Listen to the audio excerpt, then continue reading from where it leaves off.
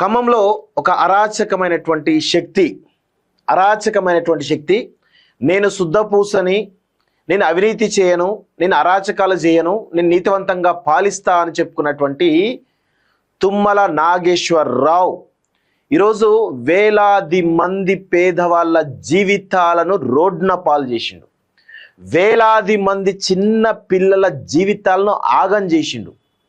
వాళ్లకు ఒక గూడు లేకుండా చేసిండు. వాళ్ళ జీవితాలను చిన్నాభిన్నం చేసిండు. ఇంతటి దుర్మార్గుడిని నేను ఇంతవరకు అయితే చూడలేదు. సో ఒకసారి దాని గురించి మీకు క్లియర్గా చెప్పేటువంటి ప్రయత్నం చేస్తున్న మిత్రులారా, వెలుగుమట్ల ఖమ్మంకి కూతవేటు దూరంలో ఉన్నటువంటి కలెక్టర్ ఆఫీస్కు దగ్గరగా ఉన్నటువంటి నగరం, కలెక్టర్ ఆఫీస్కు పక్కనే ఆనుకొని ఉన్నటువంటి వెలుగుమట్ల అనేటువంటి ఒక విలేజ్లో, సో ఒకసారి గమనించండి, ఇక్కడ వినోబాబావి భూములు ఉంటాయి, అంటే భూదాన్ భూములు ఉంటాయి. భూదాన్ భూములకు సంబంధించినటువంటి అంశం, ఈ వ్యవహారం ఇది. సో ఎందుకు చెప్తా ఉన్నాం ఏంటిదని ఒకసారి మనం క్లియర్గా మాట్లాడితే, ఇక్కడ గ్రామీణ పేదల సంఘం అని చెప్పేసి దాదాపు ఖమ్మం నుంచి వివిధ గ్రామాల నుంచి పని చేసుకోవడానికి వచ్చినటువంటి వాళ్ళ కోసము భూదాన్ భూములు కేటాయించాలి, 100 గజాల చొప్పున కేటాయించాలని చెప్పేసి 2014లో, అంటే తెలంగాణ వచ్చింది కానీ అఫీషియల్గా మన పాలన రాలేదు, 2014లో అప్లికేషన్ పెట్టుకుంటే 2014 అదే సంవత్సరం తెలంగాణ రాకముందు ఏప్రిల్లో 100 గజాల చొప్పున కేటాయించడం జరిగింది. ఎంతమందికి? దాదాపు 1800 మందికి. దీనిలో 32 ఎకరాలు ఒకటి, 32 ఎకరాలు, ఇట్లా మొత్తం 64, 63 ఎకరాలకు సంబంధించినటువంటి అంశం ఇది. అయితే 2014లో భూదాన్ భూములు కేటాయించింది. దాని తర్వాత 1800 మందికి పైగా 100 గజాల చొప్పున ఇవ్వడం జరిగింది. సో తర్వాత భూదాన్ బోర్డే లేఅవుట్ చేసి ఇవ్వడం జరిగింది. ఇప్పుడు ఏం చేయాలి? లేఅవుట్ చేసి అన్ని ఇచ్చిన తర్వాత, పట్టాలు ఇచ్చిన తర్వాత భూదాన్ బోర్డు ఏం చేయాలి? భూదాన్ బోర్డు పని అయిపోయింది. ఇక్కడ రెవెన్యూ శాఖ ఆ యొక్క భూములను ఎవరికి వాళ్ళు కేటాయించాలి. రెవెన్యూ శాఖ కేటాయించక ఇబ్బందులు పెట్టి అవి కబ్జాలు చేసేటువంటి ప్రయత్నానికి రాజకీయ నాయకులకు అండగా నిలిచిందనేది వాస్తవం. అయితే ఆ తర్వాత కొన్ని రోజులకు 2016-17 తర్వాత అక్కడ కలెక్టర్ ఆఫీసు శాంక్షన్ అయింది. కలెక్టర్ ఆఫీస్ శాంక్షన్ కాగానే ఇమీడియట్గా అక్కడ భూముల రేట్లు అమాంతం పెరిగిపోయాయి. అప్పటిదాకా 20 లక్షలు 30 లక్షలు ఉన్నటువంటి ఎకరం ఏదైతే ఉందో అమాంతం కలెక్టర్ ఆఫీస్ ఓపెన్ కాగానే కోట్ల రూపాయలు పడిగెత్తింది. ఇప్పుడు ఉన్నటువంటి మార్కెట్ విలువ ప్రకారం 5 కోట్ల నుంచి 6 కోట్ల రూపాయలు ఎకరం పలుకుతా ఉంది. అయితే దీన్ని ఇంత కాస్ట్లీ ల్యాండ్ కదా, పేదవాళ్ళకి ఎట్లా ఇస్తే ఎట్లా మనకు బిజినెస్ కాదు కదా అని చెప్పేసి ఆనాడు ఉన్నటువంటి పువ్వాడ అజయ్ అనుచరులు ఎవరైతే ఉన్నారో 8 మంది కమ్మ సామాజిక వర్గానికి సంబంధించినటువంటి వాళ్ళు ఈ యొక్క భూములపైన కన్నేసి పువ్వాడ అజయ్ మంత్రిగా ఉన్నప్పుడు ఈ 62 ఎకరాలలో కొంత ఫారెస్ట్ ల్యాండ్ ఉందని చెప్పేసి ఒక ఇష్యూ క్రియేట్ చేసిర్రు. తర్వాత ఇంకొక సైడ్ కొంత ప్రైవేట్ ల్యాండ్ అని చెప్పేసి కొంత కబ్జా చేసేటువంటి ప్రయత్నం చేసిర్రు. సో అలా సక్సెస్ఫుల్ అయినరు. ఇదంతా జరుగుతూ ఉన్నది. ఎట్లయినా సరే ఈ భూమి ఇంకొక విషయం ఏంటంటే, విచిత్రం ఏంటంటే, బీఆర్ఎస్ ప్రభుత్వం పోయి కాంగ్రెస్ ప్రభుత్వం వచ్చిన తర్వాత 8 మంది ఎవరైతే ఉన్నారో పువ్వాడాజీ అనుచరులు తుమ్మల నాగేశ్వరరావు నేతృత్వంలో జాయిన్ కావడం జరిగింది. ఎందుకు? వాళ్ళు కమ్మలే. మొత్తం పువ్వాడాజీ కమ్మ నాయకత్వంలో 8 మంది దోపిడీ పాల్పడ్డారు. ఇదే 8 మంది మళ్ళా తుమ్మల అనేటువంటి కమ్మ సామాజిక సంబంధించిన నాయకుడి కింద చేరి ఈసారి ఏం చేసిరంటే, ఈ 62 ఎకరాలు ఉంది కదా, 32 ఎకరాలు వాళ్ళు ఏమన్నారంటే, ఈ యొక్క 32 ఎకరాలు మీకు ఇస్తాము, తుమ్మల ఆధ్వర్యంలో జరిగినటువంటి విషయం ఇది. ఈ 32 ఎకరాలు మీకు ఇస్తాం, ఇల్లు కట్టిస్తాం, అన్ని చేస్తాం ప్రభుత్వం తరఫున, ఈ 32 ఎకరాలు మాకు వదిలేయండి అని చెప్పేసి డైరెక్ట్ ప్రపోజల్ పెట్టారు. పాపం వాళ్ళు పేదోళ్ళు కదా, నీతి గల్లోళ్ళు కదా, నిజాయితీ గల్లోళ్ళు కదా, వాళ్ళు ఏం చేశారంటే, లేదు మొత్తం మాకే కావాలి, ఆల్రెడీ 1800 మంది కుటుంబాలకు ఇచ్చారు, వాళ్ళందరూ కూడా ఇవ్వాలని చెప్పేసి కూడా ఆ రోజు డిమాండ్ చేశారు. దాని తర్వాత ఏం చేశారు? ఈ డిమాండ్కి ఒప్పుకోకపోగా దాని తర్వాత ఏం చేశారు? 2-3 సార్ల వందలాది మంది పోలీసులను తీసుకుపోయి ఆ యొక్క భూమిని మొత్తం కూడా నేలమట్టం చేద్దామని చెప్పేసి డిసైడ్ అయినటువంటి క్రమంలో అక్కడ ఉన్నటువంటి ప్రజలు తిరగబడ్డారు. 2 సార్లు చేశారు. ఇట్లా తిరగబడితే ఇష్యూ పెద్దదని చెప్పేసి వెనకడుగు వేశారు. అయితే గత వారం మేము వెళ్ళినాం. ఆ తర్వాత వీళ్ళందరూ కూడా ఎట్లయినా సరే దీన్ని స్వాధీనం చేసుకోవాలని చెప్పేసి డిసైడ్ అయిన తరుణంలో గత వారం మేము వెళ్ళి అక్కడ ఇష్యూని కొంచెం స్టేట్ వైడ్ తీసుకుపోయే ప్రయత్నం చేసినాం.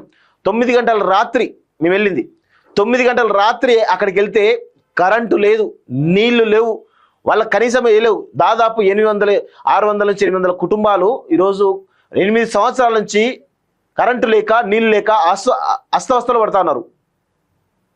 సో ఇంత ఘోరంగా ఉన్నప్పటికీ కూడా కనీసం వాళ్ళకి అనేకమైన కోర్ట్ ఆర్డర్స్ ఉన్నాయి. కోర్ట్ ఆర్డర్స్ ఎందుకున్నాయి? కోర్ట్ ఆర్డర్స్ కూడా తీసుకురావడం జరిగింది. అన్ని రకాల ఏది కట్టుకోవడానికి పర్మిషన్ ఉంది, వాటర్ ఇవ్వాలని చెప్పి గవర్నమెంట్కి ఆర్డర్ జారీ చేసింది, కరెంట్ ఇవ్వాలని ఆర్డర్ జారీ చేసింది.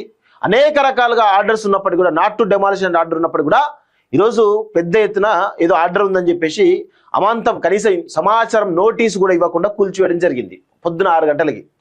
మేము ఇక్కడ నుంచి బయలుదేరినాం, ఆ విషయం తెలుసుకొని బయలుదేరిన క్రమంలో నకరికల్ పోలీస్ స్టేషన్ దగ్గర మమ్మల్ని అడ్డుకోవడం జరిగింది.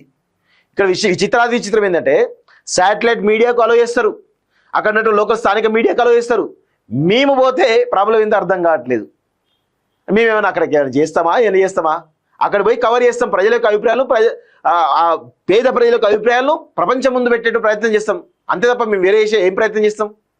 సో ఇలాంటి పరిస్థితి ఉంటుందని భయపడి ఈరోజు తుమ్మల నాగేశ్వరరావు నేతృత్వంలో రేవంత్ రెడ్డి ఎవరి చంద్రబాబు ఆదేశాల మేరకు ఈరోజు ఆ యొక్క భూమిని పైన పెద్ద ఎత్తున వేలాది మంది పోలీసులతోటి చేయడం జరిగింది. విచిత్ర విషయం ఏంటంటే రెవెన్యూ అంశానికి సంబంధించిన అంశం రెవెన్యూ మినిస్టర్కే తెలియదట, అది సొంత జిల్లాది. మరి కానీ రెవెన్యూ మినిస్టర్కి ఎందుకున్నాడో ఏందో అర్థం కాని పరిస్థితి. నీకు తెలియకుండా నీ డిపార్ట్మెంట్లో అంత పెద్ద అంశం జరుగుతూ ఉంటే నువ్వు ఉండేందుకు నీళ్ళని బాయి రాదురు మీరు అందరూ, అయిపోతుంది తెలంగాణ పట్ల పీడంతా అయిపోతుంది, పోతుంది. సిగ్గుండాలి కదా. పేద ప్రజల బతుకులను రోడ్డు పాలు చేసింది కదా, దుర్మార్గులు కదా మీరంతా. ఖమ్మంకి పట్టిన చీడ పురుగులు మీరంతా, ఖమ్మంకి పట్టిన చీడ పురుగులు తుమ్మల నాగేశ్వరరావు, పొంగులేటి శ్రీనివాసరెడ్డి, అదేవిధంగా బట్టి. ఎందుకు మీకు ఆ పదవులు, మంత్రి పదవులు ఎందుకు? సిగ్గుండాలి కొంచెమైనా. మీదో బతుకులు, మీదో కథ. చీ. మానవత్వం లేనటువంటి మృగాలు మీరంతా కూడా, నిజంగా చెప్తున్నాను. బతుకులు మీదో కథ. ఖమ్మం అని చెప్పుకోకండి. ఖమ్మం అంటే పోరాటాలకు ఇల్లాది. ఆ పేరు చెప్పుకొని ఆ పేరును బదనాం చేస్తున్నారు మీరంతా కూడా, దుర్మార్గులంతా కూడా. మీదో బతుకులు, మీదో కథ. గింతద ఘోరమా? పేదవాళ్ళ ఇళ్ల పైన మీ ప్రతాపం 100 గజాల చొప్పున. మళ్ళీ విచిత్రంగా ఏంటంటే ఇందిరాగాంధీ ఫోటో ఉంటుంది వాళ్ళకు, ఆ పట్టాల మీద ఇందిరాగాంధీ ఫోటో ఉంటుంది. అంటే ఇందిరాగాంధీని మీరు ముగ్గురు ఆమె పరువు తీస్తూ ఉన్నారు. నిజంగా నాకు అనడానికి కూడా మాట్లాడలేదు. మళ్ళీ అలా అంటే మళ్ళీ ఏమైనా అవుతుందని చెప్పేసి. ఇందిరాగాంధీ అంటే గౌరవం కూడా లేదు. ఇందిరాగాంధీ ఇచ్చినటువంటి ఇందిరాగాంధీ బొమ్మతో ఉండే పట్టాలు అవి. ఇందిరమ్మ రాజ్యం అని చెప్తా ఉన్నారు. కానీ అసలు ఇందిరమ్మని మీరందరూ కలిసి నిజంగా దారుణంగా అవమానిస్తున్నారు. ఇందిరాగాంధీ అవమానిస్తున్నారు. ఇందిరమ్మ రాజ్యం అని చెప్పేసి చెప్పుకోకండి, ఇజ్జత్ పోతుంది మీది. సిగ్గుమాల ప్రభుత్వాలు మీవి.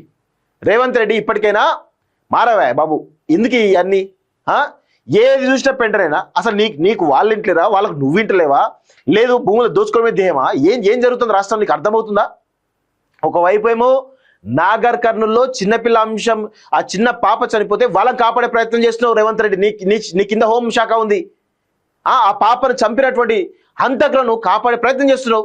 ఇంకొక వైపు ఏమో ఆ మధు రిడ్జ్ అపార్ట్మెంట్స్ ఉన్నాయి, మధు పార్క్ రిడ్జ్ అపార్ట్మెంట్స్, అది మొత్తం డిమాలిషన్ చేస్తా అని చెప్పేసి వాళ్ళ అపార్ట్మెంట్లో కూడా డిమాలిషన్ చేస్తా అని చెప్పేసి నోటీసులు ఇవ్వడం జరిగింది. ఇప్పుడేమో ఇటు ఆ ఖమ్మం సంబంధించినటువంటి అంశం. ఎవరిని వదులుతున్నావు నాకు అర్థం కాదు. ఏమైనా అర్థమవుతుందా రేవంత్ రెడ్డి? నీకేమన్నా నీ పాలన ఎట్లుందో అర్థమవుతుందా? అసలు నువ్వు ముఖ్యమంత్రివా? ఏం పాలన చేస్తున్నావే నాకు అర్థం కాదు. ఇంత చిల్లర పాలన ఎక్కడ చూడలే, ఇంత దుర్మార్గమైన పాలన ఎక్కడ చూడలే మేమైతే.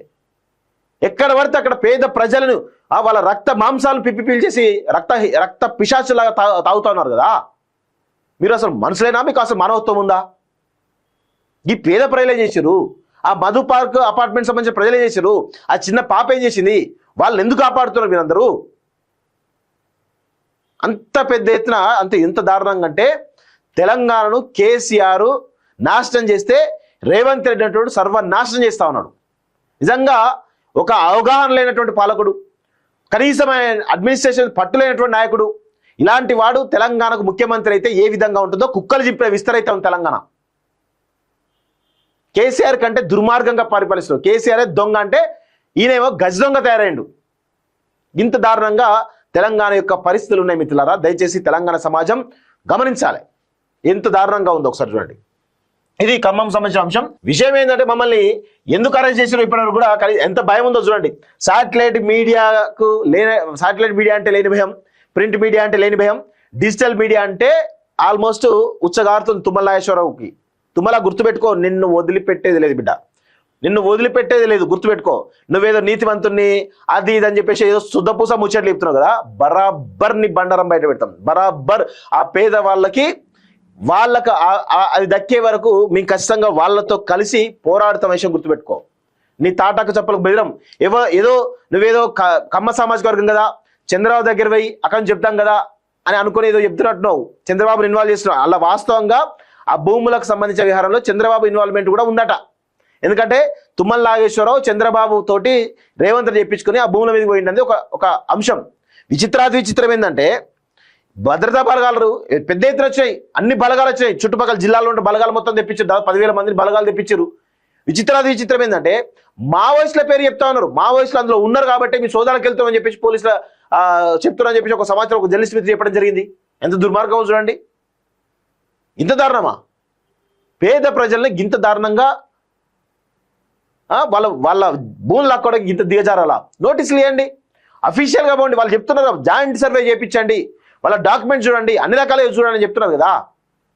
ఏమీ లేదు. ఆ పేద ప్రజలు నిజంగా మేము లాస్ట్ వీక్ పోయినప్పుడు ఒక అమ్మాయి, చిన్న అమ్మాయి 3rd క్లాసో 2nd క్లాసో అమ్మాయి ఏం చదువుతున్నామంటే ఏదో చెప్పింది, 2nd క్లాస్ 3rd క్లాస్ చెప్పింది. మరి మీరు ఎట్లా వెళ్తున్నావు అని చెప్పి, కాలినడకన నేను 2 కిలోమీటర్లు నడుచుకుంటూ వెళ్తున్నాను. అయితే విషయం ఏంటంటే టీచర్లను మంచిగా చెప్తున్నారంటే రోజు కొడుతున్నారు సార్ అని చెప్పింది. ఎందుకు కొడుతున్నారమ్మా అంటే, సార్ మాకు నైట్ కరెంట్ ఉండదు, మాకు హోంవర్క్ చేసుకోవడానికి మాకు కరెంటు లేకపోతే హోంవర్క్ చేసుకోలేకపోతున్నాం, మళ్ళీ పొద్దున మేము 2 కిలోమీటర్లు నడవాలి కాబట్టి పొద్దున్నే లేచి మేము నడుచుకుంటూ వెళ్తున్నాము. సో హోంవర్క్ చేయకపోవడం వల్ల టీచర్లు మమ్మల్ని కొడుతున్నారని చెప్పేసి ఆ పాప ఆవేదనతో చెప్పింది. భవిష్యత్తు కదా, భారతదేశ భవిష్యత్తు కదా, తెలంగాణ భవిష్యత్తు కదా పిల్లలు. అలాంటి పాప యొక్క మనసుల్లో ఎంత ఆవేదన ఉందో ఒకసారి చూడండి. అలాంటి చిన్న పిల్లలు వందలాది మంది ఉన్నారు అక్కడ. వాళ్ళతో మేము మాట్లాడినాం. ఒక డిగ్రీ అమ్మాయి మాట్లాడింది, బీఈడీ చేస్తున్న అమ్మాయి మాట్లాడింది. ఎంత దారుణంగా 8వ తరగతి నుంచి బీఈడీ వరకు కూడా అక్కడే ఉండి చదువుకున్నారట. సో వాళ్ళు మాట్లాడుతూ ఉంటే నిజంగా కన్నీళ్ళు వచ్చినాయి. వీళ్ళ మీద రమి ప్రతాపం, తుమ్మల నాగేశ్వరరావు ఎన్ని వేల కోట్లు సంపాదించినవి, నీకు ఎందుకే చిన్న భూమి పైన, నీకు అవసరమా? సిగ్గు శరం ఉండాలి మీకు నిజంగా. మీరు అసలు మానవత్వమే కాదు, గుర్తుపెట్టుకోండి. పేద ప్రజల బతుకులను మీరు రోడ్ల పాలు చేసారు కదా, ఆ కర్మ మిమ్మల్ని వదిలిపెట్టదు. ఏదో ఒక రూపంలో మీకు తగులుతుంది, గుర్తుపెట్టుకోండి. ఏదో ఒక రూపంలో మీకు ఖచ్చితంగా రిటర్న్ కర్మ అనేది ఖచ్చితంగా తాకుతుంది. ఆ పేద ప్రజల ఉసురు ఖచ్చితంగా మీకు తాకుతుంది. మీరు బతుకులు మీద ఒక కథ, మీరు మంత్రుల్లాగా చెప్పుకోవడం కూడా సిగ్గు చేయటరా నాయన. నిజంగా